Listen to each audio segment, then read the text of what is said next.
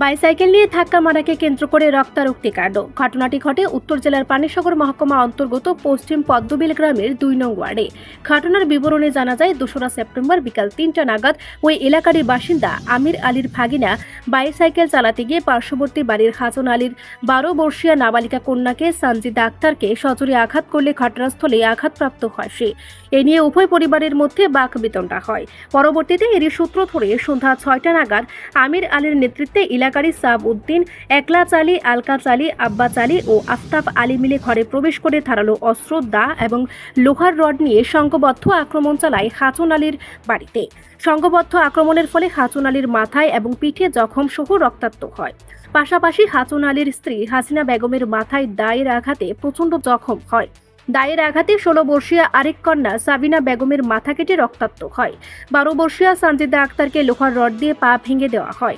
এছাড়াও ধারালো দায়ের আঘাতে হাসান আলীর ভাই রমজান আলীর মাথা কেটে রক্তাক্ত হয়। অমানবিক এই বর্বরচিত আক্রমণে আক্রান্তদের আত্মচিৎকারে ছুটে আসে আশপাশ এলাকার লোকজন। এরই মধ্যে পার্শ্ববর্তী বাড়ির আব্দুল খালেক চিৎকার শুনে তাদের বাঁচাতে এলে আক্রমণকারীরা তাকেও প্রচণ্ড মারধর করে বলে অভিযোগ। শুধু তাই নয়, আক্রমণকারীরা মারধর করে ক্ষান্ত হয়নি। এরা ঘরে প্রবেশ করে বিগত কিছুদিন পূর্বে গরু বিক্রির ৫০,০০০ টাকা ছিনিয়ে নেয় বলে অভিযোগ করেন হাসান আলী। এমনকি যাবার সময় বিষয়টি নিয়ে থানা পুলিশ সহ আইনি প্রক্রিয়া অবলম্বন না করতে হুমকি ধুমকি দেয় আক্রমণকারীরা।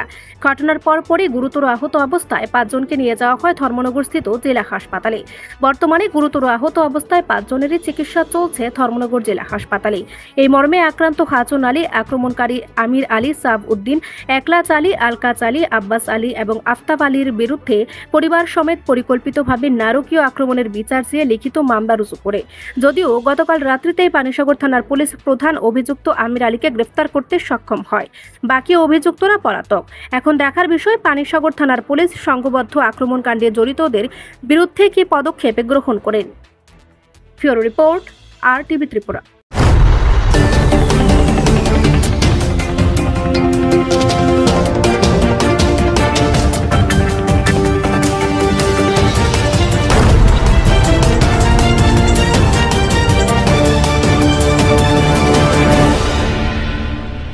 কি হয়েছে দাদা ঘটনাটা? ঘটনা তারা বাড়িতেই আমরা মানে মারছে আর কি। আপনার বাসা কোন জায়গায়? উত্তর পদ্মবিল। কি হয়েছে ঘটনাটা? কি কারণে মারছে? ঘটনাটা হয়েছে আমরা বাতি দিয়ে ঠ্যাং ভাঙিয়েছে, ওটা একটু ঠোঁটার কিলো ভরিয়া তারা লোকরা কে পা ভাঙছে? পা ভাঙছে আমার বাতি চালবিনা বেগম। কেমনে ভাঙছে? সাইকেল দিয়ে বাড়ি মারি। তারা মানছে। আচ্ছা, এরপরে কি হয়েছে? এরপরে তো বাইর লোকে লাগাইছো বাড়িতে মানে ডাল লইছ, চাকু লইছ, রড লইছ, লাঠি দিয়ে তারা ৮ জন মিলিয়া বাইরে আমার বাইরে বাতি দিয়ে। আপনারা আটকানোর চেষ্টা করছেন না কিছু? আটকানি আমরা তারা মারিয়া মাটি ফেলাইছে, আমরা গেলে চেষ্টা করতাম। কারে কারে মারছে আপনাদের? আমারে মারছে, আমার বাইরে মারছে, আমার বাইরে ঘুরে মারছে, আমার বাতি দিয়ে মারছে, আমার ছোট ভাই ঘুরে মারছে। যে মেয়েটার পা ভাঙছে ওই মেয়েটার সাথে আপনার সম্পর্ক কি? আপনার কি হয়? আমার বাতি। আচ্ছা, আপনার পরিবারের আর কারে কারে মারছে? আমরা ৬ জনের মারছে। আপনার কোন কোন জায়গায় আঘাত?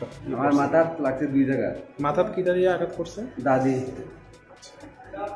আর আমার দাঁত ভাঙছে, মারছে রডি। আমার ওই যারা মারছে তারা আপনার নাম টাম কিছু জানেননি বা বাসা? জানি। তার নাম কি? একলাচ আলী, আলকাচ উদ্দিন, আমির আলী, আফতাব আলী। বাসা কই? উত্তর পদ্মবিল।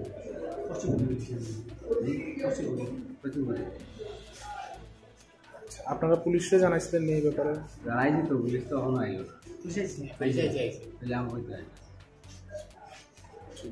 আপনার নামটা? রমজান আলী।